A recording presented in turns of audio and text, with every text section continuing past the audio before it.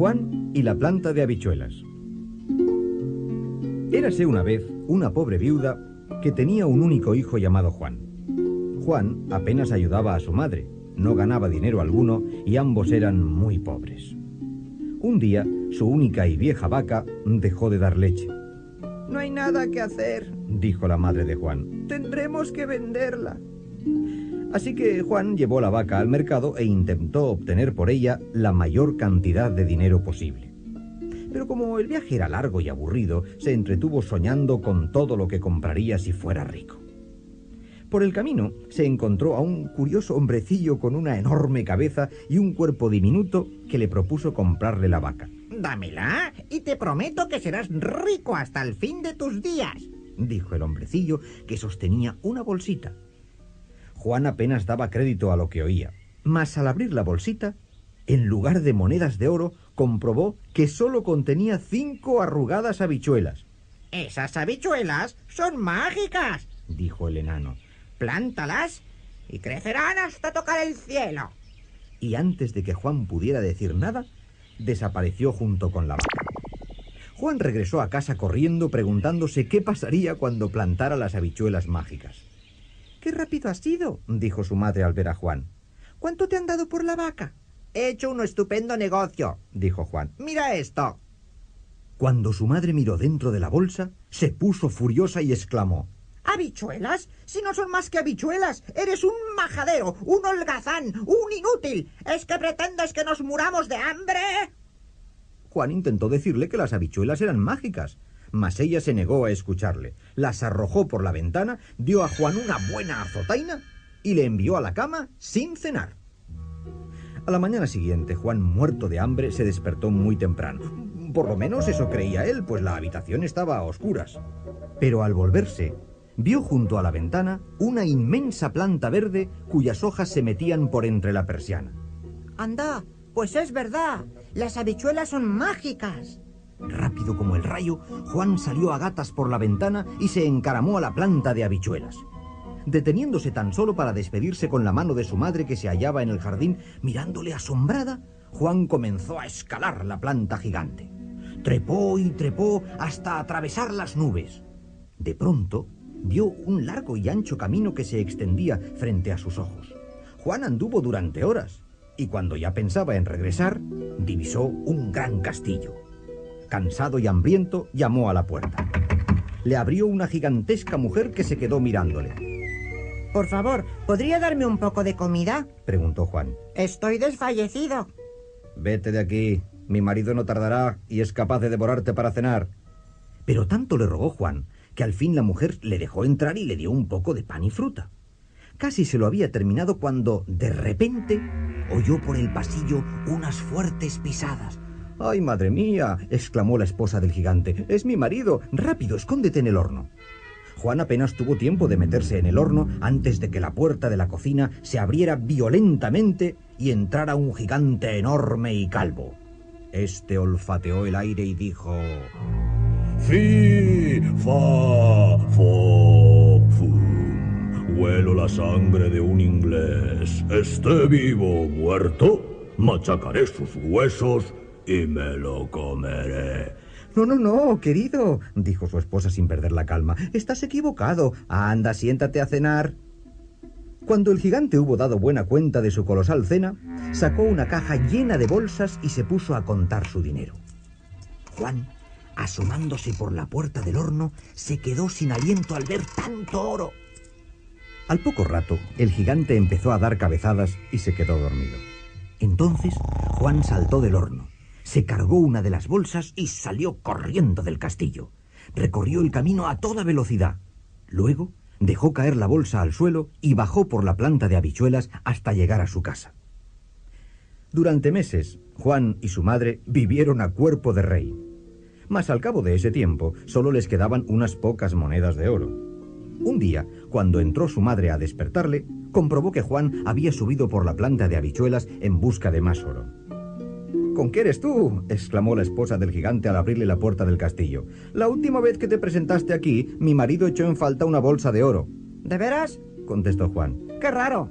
Quizá pueda ayudarle a encontrarla. Como soy pequeño, puedo meterme en los rincones donde ustedes, por ser gigantes, no consiguen meterse. Y la necia esposa del gigante dejó entrar a Juan nuevamente en el castillo y hasta le dio un poco de pan con chocolate. Juan todavía simulaba andar buscando la bolsa de oro cuando percibió las pisadas del gigante que llegaba a casa. Se escondió en el horno y el gigante exclamó: Fi, fa, fo, fum. Huelo la sangre de un inglés. Esté vivo o muerto, machacaré sus huesos y me lo comeré. No, querido, creo que estás en un error. Aquí no hay nadie. Siéntate a cenar. El gigante sostenía en la mano una gallina pequeña y blanca que depositó sobre la mesa y dijo: Gallinita, gallinita, pon un huevo de oro para mí. Y la gallina puso el huevo más extraño que Juan había visto en su vida. Era de oro macizo. El gigante soltó una carcajada de satisfacción y se quedó dormido sosteniendo en la mano el huevo de oro. Juan salió del horno sigilosamente, agarró a la gallina por el pescuezo y salió corriendo del castillo. Recorrió el camino a toda velocidad y bajó por la planta de habichuelas. Con la gallina mágica correteando por el jardín, Juan y su madre se creían por fin ricos y se las prometían muy felices. Pero una mañana, cuando su madre entró a despertar a Juan, vio que éste había desaparecido nuevamente. Esta vez, cuando Juan llegó a la puerta del castillo después de trepar por la planta de habichuelas, no se atrevió a llamar, sino que se coló dentro aprovechando que la esposa del gigante había ido a recoger la ropa tendida. Y en lugar de esconderse en el horno, lo hizo en la bañera. Al poco rato oyó las pisadas del gigante, el cual olfateó el aire y exclamó: Fi, fa, fo, fum. Huelo la sangre de un inglés. Esté vivo o muerto, machacaré sus huesos y me lo comeré. No lo creo, dijo su esposa, pero si es cierto que hueles la presencia de ese ladronzuelo que te ha robado la bolsa de oro y la gallina, seguramente que estará escondido en el horno. El gigante abrió la puerta del horno, pero Juan no estaba allí. No deberías disgustarte así, dijo la esposa del gigante. ¿Por qué no coges tu pequeña arpa? Toca tu dulce música. El gigante dio un suspiro de satisfacción. Su esposa hizo otro tanto y ambos se quedaron dormidos. Rápido como el rayo, Juan salió de la bañera, cogió el arpa y se marchó corriendo. Mas de pronto el arpa exclamó: ¡Amo, amo, que me roban! El gigante se despertó y gritó: ¿Qué pasa? ¡Tú, tráeme el arpa! Juan bajó corriendo por el camino, perseguido a corta distancia por el gigante, que daba unas zancadas inmensas y maldecía al muchacho. Juan alcanzó la planta de habichuelas tan solo unos pasos por delante del gigante. Se abrazó al tallo y se deslizó por él hasta llegar al suelo. El gigante furibundo se lanzó tras él, descendiendo estrepitosamente por entre las ramas y blandiendo su hacha como un loco. ¡Tráeme mi hacha!, gritó Juan a su madre cuando aterrizó en el suelo. Con grandes esfuerzos se puso a partir el tallo de la planta a hachazos mientras el gigante bajaba por ella a toda velocidad. De repente se oyó un crujido y la planta de habichuelas comenzó a ladearse y cayó, ¡cataplán!, a través del tejado de la casa. El gigante se precipitó de bruces en el huerto con un rugido tremebundo y se hizo un gran boquete en el cuello. Juan le mostró entonces a su madre el arpa y pidió a ésta que tocara una dulce melodía. Con la gallina que ponía huevos de oro y el arpa que tocaba tan bella música, Juan y su madre vivieron dichosos el resto de sus días.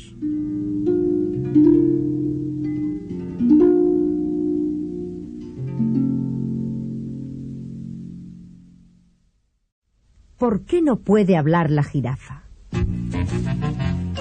Hubo un tiempo en que el lenguaje animal era hablado por doquier en el bosque. La jirafa, debido a su largo cuello, era la reina de todos los animales. Era mucho más alta que todos los demás, caminaba con la cabeza muy erguida y sostenía largas charlas consigo misma. Eso enojaba mucho a los otros animales, pues perturbaba su paz y tranquilidad a la hora de la siesta. Un día se reunieron para hallar el medio de hacerla callar. El leopardo incluso llegó a decir: «No eres tan maravillosa como crees, reina jirafa. Hay muchas cosas que tú no puedes hacer y nosotros sí podemos. A ver, dime una. contestó la jirafa. Pues correr tan velozmente como yo, dijo el leopardo. Pronto lo veremos, gato impertinente. Haremos una carrera para comprobarlo. Los otros animales, convencidos de que ganaría el leopardo, les acompañaron en calidad de espectadores. El leopardo y la jirafa comenzaron igualados. Pero la jirafa no tardó en sacarle a su contrincante un cuello de ventaja. Luego el leopardo fue ganando terreno, la sobrepasó y siguió adelante. Mas de pronto el leopardo chocó con un árbol, se hirió en la cabeza y cayó al suelo. Después de haber ganado la carrera, la jirafa se volvió todavía más vanidosa. Se paseaba con aires de suficiencia y se jactaba sin cesar de lo muy superior que era el resto de los animales. Unos días más tarde, los animales volvieron a reunirse para tomar una decisión con respecto a la jirafa. El mono había concebido un plan. Recogió goma del árbol del caucho y se subió con ella a los árboles, extendiéndola sobre todas las hojas. Al poco rato apareció la jirafa y se puso a ramonear las hojas de los árboles. Pero a cada bocado que daba, las pegajosas hojas se le enganchaban en la larga garganta, y por más que tragaba, las hojas no se despegaban.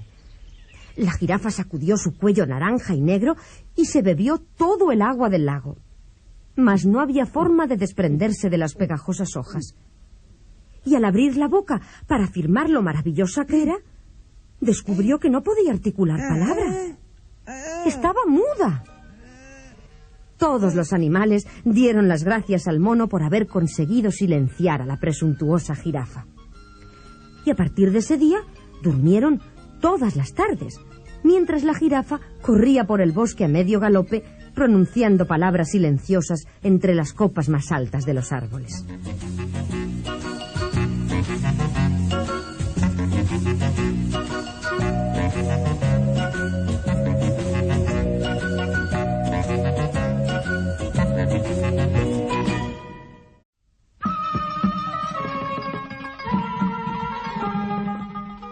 Simbad y las Islas Maravillosas.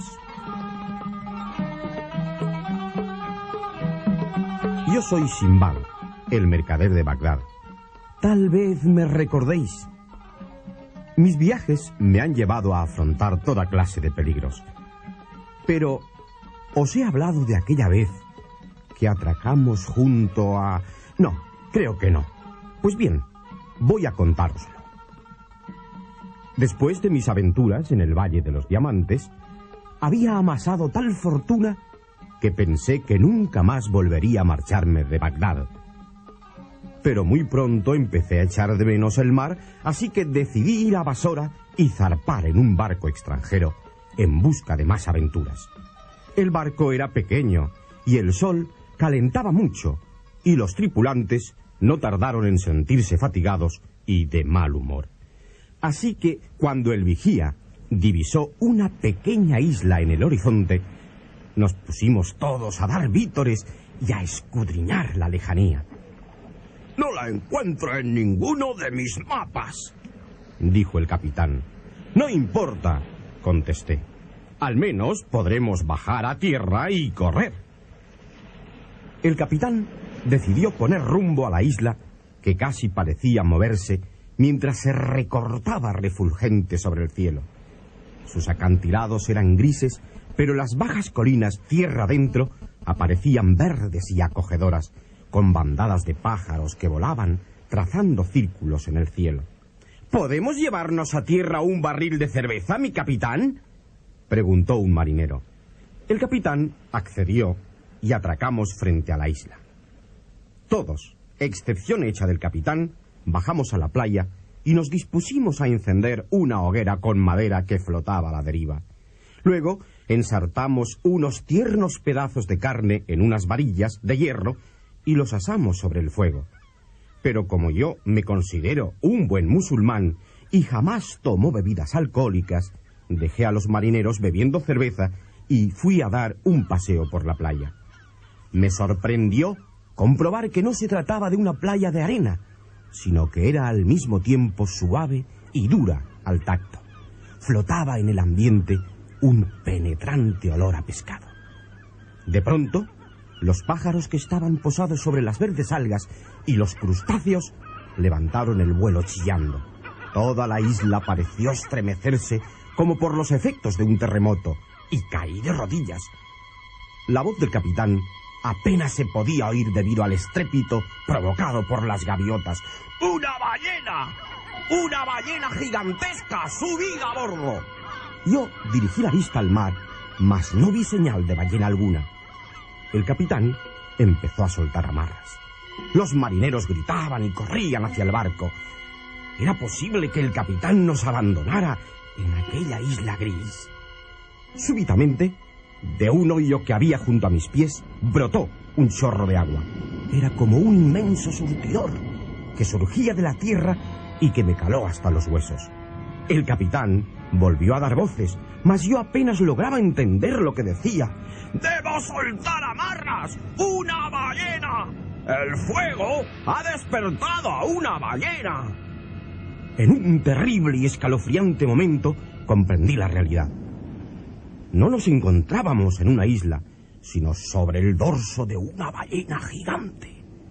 Se había quedado dormida en medio del ancho y silencioso océano, reuniendo sobre su dorso los crustáceos, algas marinas y hierbas de los 7 mares. La hoguera encendida por los marineros había chamuscado su espalda y se había despertado enfurecida. Y yo, Simbad, me hallaba de pie sobre su inmensa cabeza, mientras el cetáceo exhalaba aliento a través de su enorme espiráculo. El temor me heló la sangre y me encogió el corazón cuando el monstruo alzó su poderosa cola y batió con ella las olas hasta reducirlas a blanca espuma. Iba a sumergirse. Algunos marineros consiguieron alcanzar nadando el barco. Otros fueron arrastrados hasta el fondo por el remolino de la corriente. Yo me debatía en el agua, rezando para salvar mi vida, cuando el barril de cerveza vacío apareció flotando junto a mí y me abracé a él. Exhausto, permanecí flotando en la superficie del océano pidiendo socorro. Mas el barco hacía mucho que se había alejado y yo flotaba a la deriva, solo a cientos de millas de mi casa. Durante toda la noche, los peces jugaron a mordisquear mis pies. Cuando comenzó a clarear, apareció en el horizonte una pequeña isla como una nube verde. La miré esperanzado y me dirigí hacia ella moviendo fatigosamente los pies y las manos. Al aproximarme, la sorpresa y el terror hicieron que mi corazón se pusiera a latir violentamente. «¡He dado con mi fortuna o mi muerte!», exclamé. «Esta es seguramente la tierra de las serpientes marinas, donde pepitas de oro adornan la playa, guardada por monstruosas serpientes que devoran a los marineros». Mi barril alcanzó la costa y yo bajé a ella. Un riachuelo de agua dulce llegaba a la playa procedente de un manantial entre los árboles y arbustos. Y en él flotaban fruta fresca, sabrosos melocotones y jugosas bayas. Elevando una oración de gratitud, apagué la sed y sacié mi hambre. Entonces pude comprobar cuántas riquezas yacían a mi alrededor. En lugar de arena, unas dunas de oro se amontonaban a lo largo de la playa. «Construiré una balsa», me dije, «y me llevaré a Bagdad todo el oro que pueda». Pronto reuní la madera suficiente para construir una pequeña balsa que amarré con largas tiras de mi turbante. Llené el barril de fruta para la larga travesía que me aguardaba, lo coloqué sobre la balsa y llené mis holgados pantalones con polvo de oro. Apenas si podía mover las piernas. Entonces oí un penetrante silbido. Levanté la mirada y vi que los árboles de un extremo de la playa comenzaban a moverse. De repente, una enorme cabeza, listada y reluciente, se alzó por encima de los árboles más altos y unos brillantes ojos se clavaron en mí sin parpadear. 6, 7, hasta 8 serpientes inmensas se deslizaron por la playa, luciendo al sol sus afiladas lenguas. Al llegar a la orilla, me precipité aterrado sobre mi balsa y me dirigí mar adentro, remando furiosamente. Pero las serpientes marinas emprendieron mi persecución a través del agua. Sus escamosos e irisados cuerpos llegaron a circundarme. Luego abrieron sus bocas y comenzaron a devorar la balsa como si se tratara de simples ramitas. De sus temibles fauces brotaba veneno. Desesperado, vacié el barril lleno de fruta y me metí dentro. Allí permanecí encogido como la yema en un huevo de madera. El barril empezó a girar mientras las serpientes nadaban alrededor del mismo. Una de ellas cerró sus fauces en torno al barril, mas este era demasiado grande y no consiguió engullirlo. Acabó por escupirlo y se alejó, silbando enfurecida. Todas las serpientes, una por una, intentaron devorarme, pero ninguna consiguió tragarse el barril. Al fin, se alejaron reptando por entre bancos de arena hacia la orilla de la tierra de las serpientes marinas. La corriente volvió a impulsarme mar adentro, donde permanecí flotando a la deriva por espacio de 3 noches y 3 días. Me hallaba dormido cuando, de improviso, el barril chocó con el costado de un barco y escuché una voz que sonaba sobre mí. ¡Era mi barco! El capitán seguía buscando a los supervivientes del episodio de la ballena. El hombre se quedó estupefacto al verme asomar la cabeza por el barril de cerveza, y más estupefacto todavía al verme cubierto de oro. En cuanto a mí, todavía no he salido de mi asombro al verme de nuevo aquí, en Bagdad, sano y salvo, y todavía más rico que antes.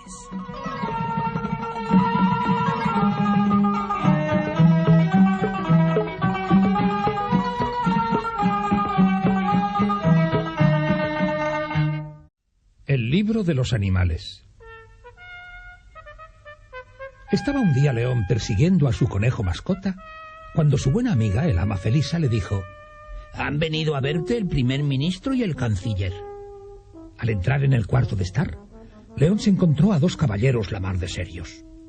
«Señor», dijo el canciller, «como bien sabéis, hace tiempo que sois el heredero del trono. Vuestros súbditos han reunido por fin dinero suficiente para compraros una corona, de modo que sois nuestro nuevo rey». ¿Significa eso que podré hacer lo que quiera?, preguntó León. «Pues sí, señor, mas ahora debéis acompañarnos para ser coronado». Y le condujeron hasta un carruaje tirado por 6 caballos tordos. Durante el camino, León tuvo que pellizcarse y pellizcar a su conejo para asegurarse de que aquello sucedía realmente. Las campanas no cesaban de repiquetear y la gente gritaba: «¡Viva León nuestro rey! ¡Viva el rey León!». Y León fue coronado aquella misma tarde. Pero, debido al peso del manto real y a tener que dar la mano a besar a tanta gente, León estaba completamente agotado y ansioso de regresar a la sala de juegos de palacio, donde el ama le habría preparado sin duda el té. Una vez allí, León dio buena cuenta de unos emparedados de huevo y de una tarta de chocolate. «Iré a explorar la biblioteca real», dijo al acabar, y salió de la habitación con el conejo pisándole los talones. Al llegar a la biblioteca, se encontró con el primer ministro y el canciller. «¡Qué cantidad de libros!», exclamó León. «Quisiera leerlos todos». «Majestad», dijo el canciller, «os aconsejo que no los leáis. El anciano rey se volvió un poco excéntrico. Ciertas personas decían incluso que era un mago». «¿De veras? ¿Ni siquiera puedo leer este?», preguntó León, cogiendo un grueso volumen titulado El libro de los animales. «No, señor. Creo sinceramente que no», contestó el canciller. Pero León ya había abierto el libro. En la primera página vio dibujada una bellísima mariposa que parecía real. «¿No es hermosa?», observó León. Y mientras decía eso, la mariposa surgió del libro y salió volando por la ventana. Al volver la página siguiente, vio un esplendoroso pájaro azul, completo hasta el último detalle. Y mientras lo contemplaba, el hermoso animal agitó sus alas, las desplegó y salió volando. Majestad, dijo el primer ministro, debo insistir en que dejéis esos libros. En esto, tomó el volumen, lo cerró y lo colocó sobre una estantería alta. León, enfurruñado, cogió en brazos a su conejo y abandonó la biblioteca. León se pasó toda la noche pensando en aquel libro y al amanecer fue a despertar al ama Felisa. Debes ayudarme, ama. Necesito un libro de la biblioteca y no puedo alcanzarlo. Es muy importante. ¿Qué estás tramando?, contestó el ama, que salió en busca de la escalera del jardinero y regresó con el libro que le había pedido León. León salió corriendo al jardín, y al volver las páginas donde había visto la mariposa y el pájaro azul, y que ahora estaban en blanco, encontró una página donde había un inmenso animal rojo sentado bajo una palmera. Debajo aparecía escrita la palabra dragón. De pronto, el dragón se desprendió violentamente de la página. Exhalando humo por la boca, desplegó sus enormes alas y, remontándose sobre los árboles, se alejó volando hacia las lejanas colinas. León estaba horrorizado de lo que había hecho. Había dejado escapar a un temible dragón que sembraría el pánico entre sus leales súbditos. «Y solo hace un día que soy rey», exclamó llorando. «¿Qué voy a hacer?». León lloraba porque había dejado escapar al dragón rojo del libro mágico. «Se ha ido volando hacia las colinas», se lamentó al ama Felisa. «¡Qué desgracia!», dijo el ama abrazándole. Más tarde fue a contárselo al primer ministro y al canciller. Advirtieron a todas las personas que anduvieran con cuidado. El ejército permaneció al acecho hasta el sábado por la tarde, cuando los soldados se marcharon a sus casas a comer algo. Y el dragón, que no estaba menos hambriento, se zampó a un equipo de fútbol enterito. El lunes siguiente devoró al parlamento completo con ministros y todo, excepto al canciller, que ese día estaba enfermo. La furia de la gente iba en aumento y León estaba desesperado. Cuando fue a pedirle consejo al canciller, éste le dijo: «Lo único capaz de acabar con un dragón es una mantícora, majestad». León buscó la palabra mantícora en el índice del libro de los animales, y al volver la página indicada, surgió de la misma el animal, restregándose los ojos a causa del sueño. «¡Hala! Vete a luchar contra el dragón», le ordenó León. Pero la mantícora no quería enfrentarse a ningún dragón y fue a ocultarse en las caballerizas reales. Al día siguiente, cuando el dragón se la encontró escondida allí, acabó con ella de 2 bocados. Ya no quedaba nadie capaz de resolver la situación. «Debo ser yo mismo quien salve a mi pueblo», pensó León.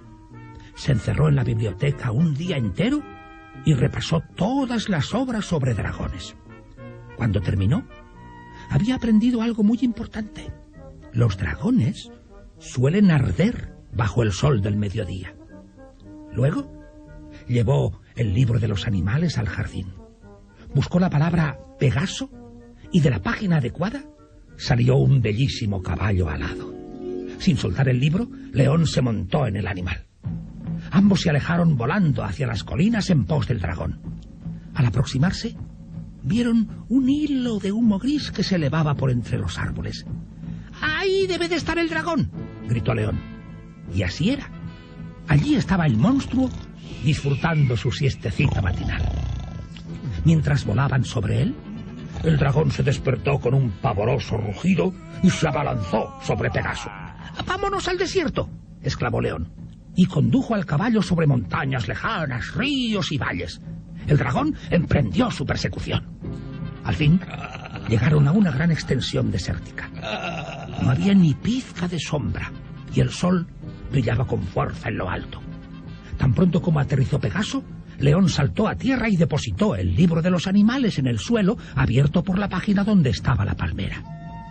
Mas cuando se disponía a subirse de nuevo en el caballo, resbaló y cayó.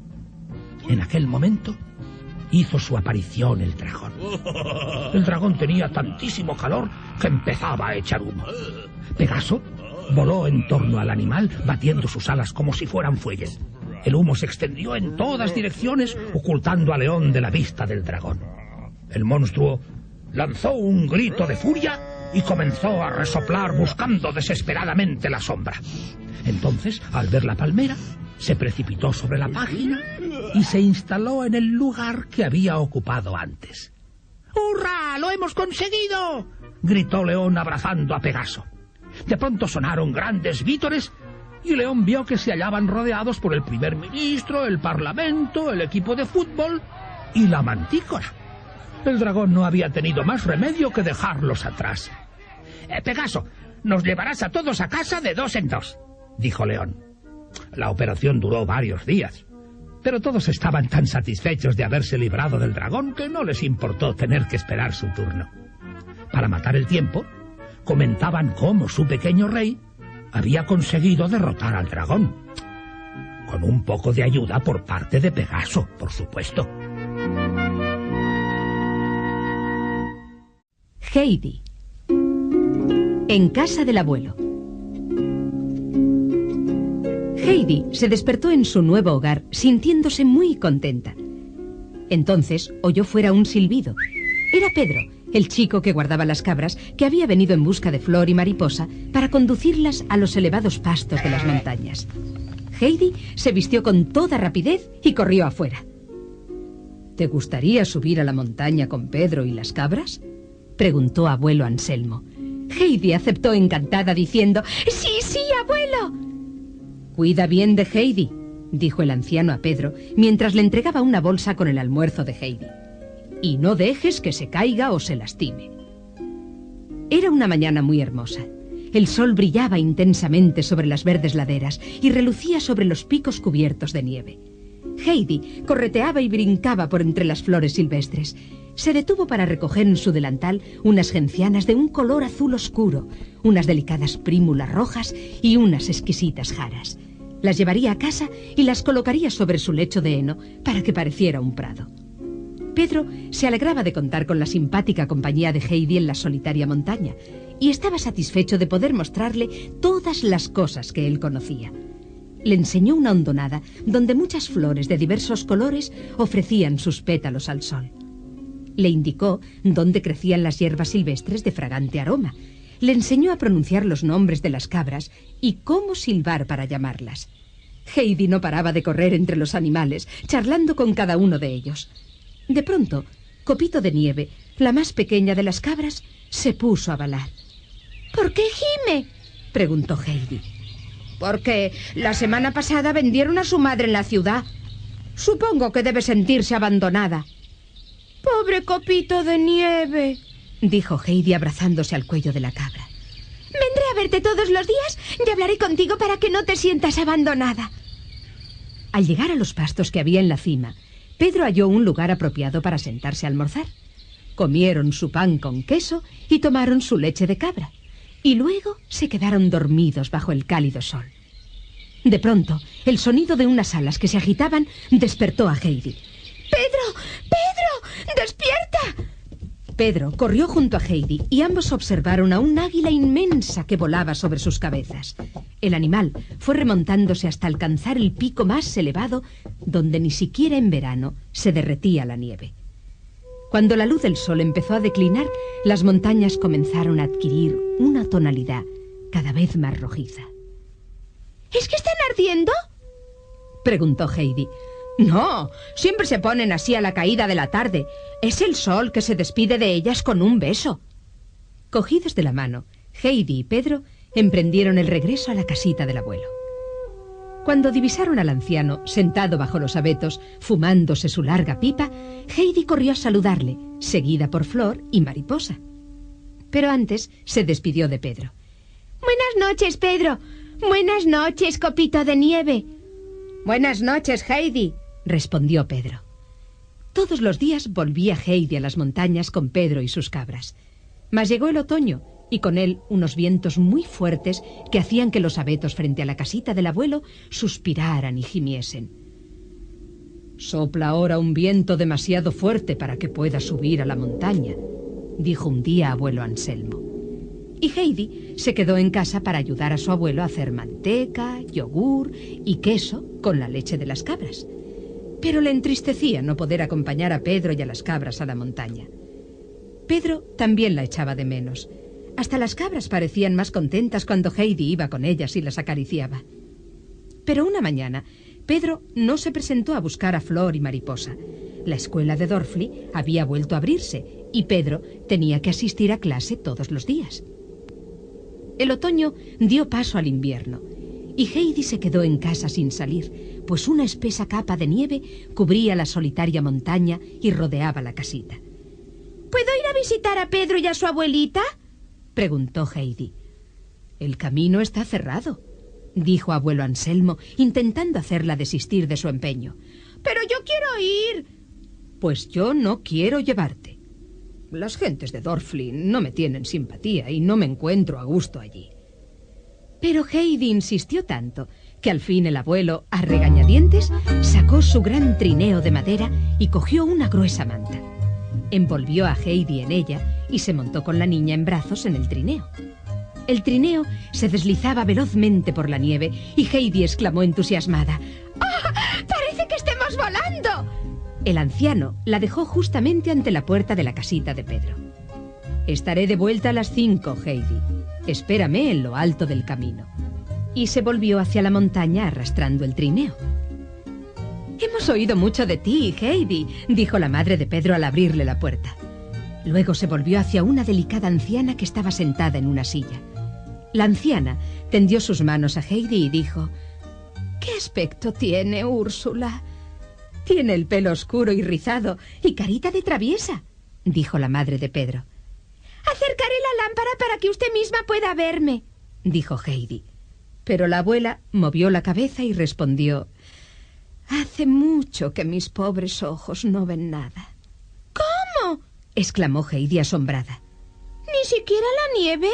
¿Ni las encendidas montañas cuando el sol se despide de ellas con un beso? No, niña. Estoy siempre sumida en la oscuridad. Pero no es tan terrible. Ojalá que Pedro aprendiera de una vez a leer. Echo de menos el oír las palabras escritas en mis viejos libros. Heidi estaba muy apenada. Apoyó la cabeza en el regazo de la abuela y rompió a llorar. Afuera, el viento silbaba y los postigos batían las ventanas. Pedro regresó de la escuela cuando el sol declinaba. Heidi debía ya marcharse. Vuelve pronto, dijo la abuela mientras Heidi salía corriendo para encontrarse con abuelo Anselmo, quien la estaba esperando en lo alto del camino. El anciano guardó silencio mientras Heidi le contaba lo humilde que era la familia de Pedro. Cuando volvieron a visitarlos, el abuelo llevó sus herramientas para realizar las reparaciones que fueran necesarias en casa de Pedro. Todos los habitantes de Dorfli se enteraron de la buena obra de abuelo Anselmo y estaban asombrados del cambio que se había operado en el anciano. Heidi vivía feliz con su abuelo y se criaba fuerte y sana, respirando el aire puro de las montañas. Pero un día, después de haber cumplido los 7 años, se presentó su tía Adela, que se tocaba con un enorme sombrero adornado con una pluma. «He venido a llevarme a Heidi», dijo nada más entrar. Tío Anselmo la miró pasmado. «No quisiste acogerla cuando la traje aquí y ahora he venido a llevármela conmigo». Heidi agarró con fuerza la mano de su abuelo. No deseaba regresar a la ciudad con su tía Adela. «Sé que no la envías a la escuela», dijo ésta a su tío.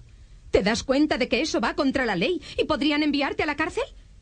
Adela tomó la otra mano de Heidi y añadió: «He encontrado una acaudalada familia en Frankfurt que quiere que vayas a vivir con su hija inválida para hacerle compañía. A cambio de eso, harán de ti una señorita».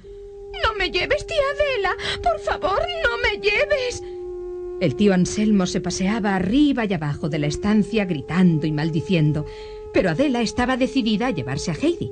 Estuvieron discutiendo y chillando hasta que el anciano enfurecido exclamó: «Pues vete de una vez y no vuelvas a aparecer por aquí con ese ridículo sombrero y esa ridícula pluma». Y dando un portazo, salió de la casita. Adela sacó del armario las cosas de Heidi e hizo con ellas un fardo. Luego tomó a la niña de la mano y se la llevó montaña abajo hasta la estación del ferrocarril en Dorfli. Cuando vio aproximarse el tren, Heidi se puso a llorar desconsoladamente. No quería dejar a sus amigos en las montañas para regresar a la sombría ciudad. Cuando el tren salió de la estación, Heidi se despidió con la mano de las montañas. «Volveré», murmuró. «¿Verdad que podré volver, tía Adela?»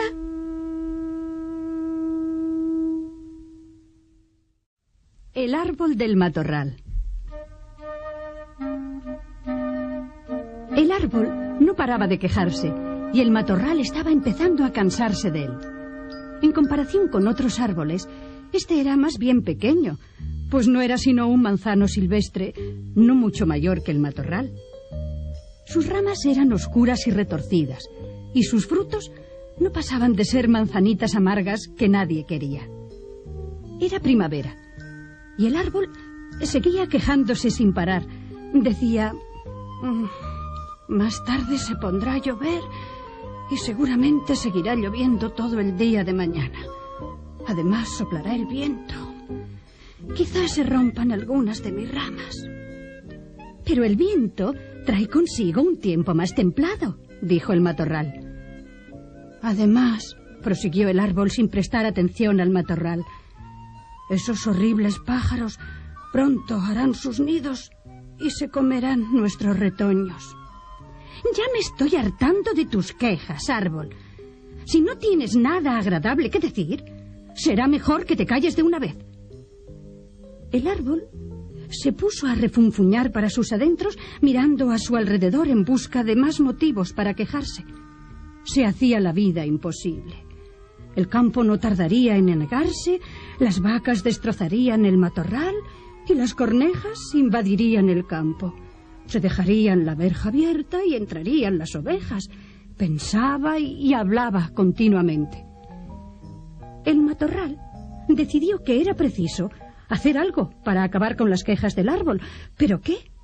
La mejor amiga del matorral era la corneja, a quien le gustaba saltar por entre los arbustos y las plantas en busca de gusanos y ahuyentar a los mirlos y a los herrerillos. Cuando se cansaba de ese pasatiempo, se posaba sobre el matorral para parlotear con él y disfrutar del paisaje. Un día, al aparecer la vieja corneja, el matorral le explicó su problema. ¿Qué puedo hacer para que deje de quejarse el árbol? La corneja se puso a reflexionar y al fin dijo: se queja porque no tiene ningún propósito en la vida. ¿Pero dónde hallar un aliciente o un sentido para su vida?, preguntó el matorral. Amigo matorral, lo tienes muy cerca. La primavera dio paso al verano y el matorral se puso verde y florido. Como de costumbre, entre sus hojas creció una madreselva silvestre, entrelazando sus tallos y fragantes flores. Los abejorros zumbaban en el cálido aire de la tarde. «Dime, árbol», le dijo un día de sopetón el matorral, «¿qué es lo más terrible de tu existencia?» El árbol, sorprendido, no sabía qué contestar. Había tantas cosas. Total, que empezó a recitar una lista detallada de las mismas. No me digas tantas cosas, dime lo peor. El árbol guardó silencio durante varios días. Al fin murmuró tristemente: lo peor es que no gusto a nadie. Y no gusto porque soy feo. Mis flores solo duran unos pocos días antes de que las arranque el viento. Mis hojas no son hermosas y mis manzanas silvestres saben a rayos. Pues eso tiene fácil solución, exclamó el matorral. Le pediré a la madreselva que crezca alrededor de tu tronco y sobre tus ramas. De este modo, la mayor parte del año estarás cubierto de flores fragantes y grandes hojas. Lo malo es que... Sigue, le apremió el árbol. Bueno, que la madreselva no está interesada. Dice que te quejas demasiado. El árbol guardó silencio de nuevo. Luego dijo: si prometo quejarme menos, ¿no podrías convencerla para que creciera sobre mí? Si estuvieras todo un año sin quejarte, a lo mejor aceptaría, contestó el matorral. Le costó, Pero el árbol estuvo todo un año sin quejarse una sola vez, ni siquiera cuando apareció la sequía en verano, ni cuando estuvo lloviendo durante todo el mes de octubre, ni cuando soplaron los fuertes vientos invernales. Un día, a la primavera siguiente, la madreselva echó un pequeño retoño. A medida que crecía, iba rodeando el tronco del árbol y extendiéndose sobre sus ramas. Sus verdes hojas dieron relevancia en mayo a las flores blancas del manzano. Cuando el viento de junio arrancó los capullos del árbol, la madreselva abrió sus fragantes flores amarillas y rosas y el árbol se convirtió en el más hermoso de todo el campo. A partir de aquel día, el árbol no volvió a quejarse jamás, ni una sola vez. Ya en invierno, se presentó la vieja corneja y le dijo al matorral: «Hace días que no oigo quejarse al árbol. Debe haberse hecho un propósito en la vida. ¿Cuál es?» «Eso pregúntaselo a él», contestó el matorral. La vieja corneja se acercó volando al árbol y le preguntó qué aliciente tenía para vivir. «No puedo entretenerme hablando, corneja. Estoy protegiendo del viento a la madreselva». «Pero si estamos en invierno y está toda marrón y marchita». «Puede que esté así ahora», replicó el árbol, «pero la madreselva confía en que yo la protegeré hasta la primavera. Entonces crecerá todavía más grande y fuerte que el año pasado. Se hará tan grande que me cubrirá por completo». «¿Y qué decir del aroma, corneja? ¿Te imaginas lo hermosa que será?» Por fin, la vieja corneja y el matorral se sentían satisfechos. Ahora y para siempre, el árbol tendría un motivo para sentirse útil, razón por la cual nunca más volvería a quejarse. Y así fue.